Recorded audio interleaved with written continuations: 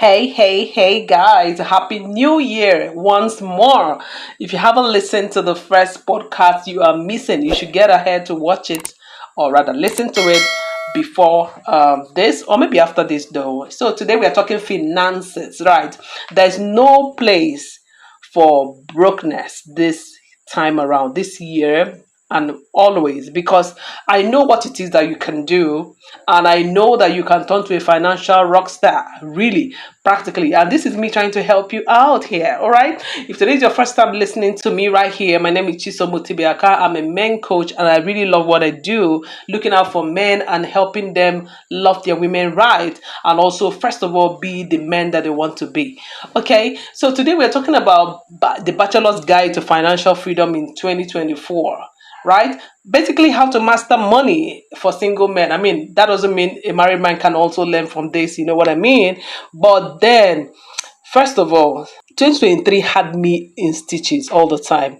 Well, not like, in a mocking way, but there was so much of men bashing in 2023. I mean, did you notice that all of men trying to just save the last tendency they can, all of those social media drama? So this is a reflection of things that are happening in homes as well. So as a single man, it's a great time that you're not married. It's a great time to double up on financial management and finances in general, and that's why I'm here, practically here, to give you about 10, maybe 9, let me say 10 tips on how to build your financial freedom this year going forward. Remember, it's not a sprint. It's not something that, you have to achieve it this year. It's something that you have to make a lifestyle, right? So these are just basically strategies, right, on how to get you there fast.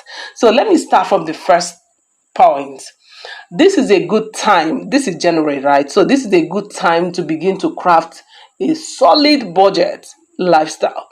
Begin to have a realistic budget about everything that you have to spend on. Understand, first of all, how much you earn, right? Then begin to write down or track the things you're spending on. Yeah, and then be able to say, this fund goes to these necessities, all the things that are very important. Allocate funds to them intentionally. Then have a plan for savings. Have some of your income that goes to savings, and of course, the things that you need to spend on, that you have to be mindful of how you're spending on them. This time around is not the time to just do finances anyhow and then wonder where all of this is leading to, right? So it's one thing is that when you have a well-crafted budget, it becomes easy for you to forecast your spending habits and and your finances and your savings and investment in the future, and that will help you when you are married. See, one of the biggest things that are leading to divorce is finances in marriage, right? So you want to be on the winning side. You have to be in control, rather, of your budget, of your income, of your expenses right now as a lifestyle before you get married, so that you don't struggle at any point, right? And you can live life at your terms. The second thing is this emergency fund thing. A lot of us have taken it very lax in the former years, but this year we can start on a new slate. So you have to start off by setting out funds that are just for emergency. You don't touch them. Don't touch them. And there are a few apps and organizations who help people with this. You can research yours and find. But I use PiggyVest for all of my investment and savings. It's been saving me a lot. I love the way the app works. If you're somewhere in Africa around where I stay, I think it works well. I don't know if you can use it from America, but just check out piggyvest.com. It's an app. You can also download it and just check out the functionalities. But anyway, investing early and consistently is something that can help you on the long term, help you to successfully manage your finances on the long term. Now, that is the third point, right? So we talked about having a budget and about emergency funding, setting out money out for emergencies so that you can have rest of mind when there are things that come up, right? Without having to put hands into savings or running into debt and all that. So now we're talking about investing in the long haul. People used to wonder what investment, on how to go about it, and I thought I watched a video even some days ago that said until you start making at least $100 million, you shouldn't invest. I don't think so. I really don't think so, right? So I think that investment is one way to grow your wealth over time, and there are so many low-cost index funds you can invest in. There are ETFs, there are robo-advisors that can also help you diversify and do all of this. Also on my Piggyverse app, I can do all of this. So it's to be intentional about the fact that you want your future secure, so that it's not always a sprint. It's something you have to plan ahead. Keeping away money for the long term. So invest into 10 years, 20 years, 5 years, not now, and don't try to touch it. Right. Another way to stay up on your income this year is to please stay out of debt. But see, is in two ways. Don't borrow anymore. Then the ones you're owing, begin to demolish them really fast. Begin to create a plan on how to pay them all up. Pay them off, pay them off, pay the people off. Anybody you're owing, any credit facility you have, pay off. This will help you because, especially those high interest debts that you have, either from loans and stuff, please pay them off. I remember somebody very dear to me who is battling with all of this. His is that it's even being collected from his monthly salary. So his monthly salary has been coming in like a child's meal in the last 2 3 years. It's crazy. And now he's just like, what I brought this body to even do, I wasn't able to get it off the ground even. So what's the point? So I know. So finances is something that will always come up. You have to free yourself from debt so that you can liberate your income, so that you can build it, you can build wealth. Number 5, I know we talk about savings and investment a lot, but see what will help you. Automate the process.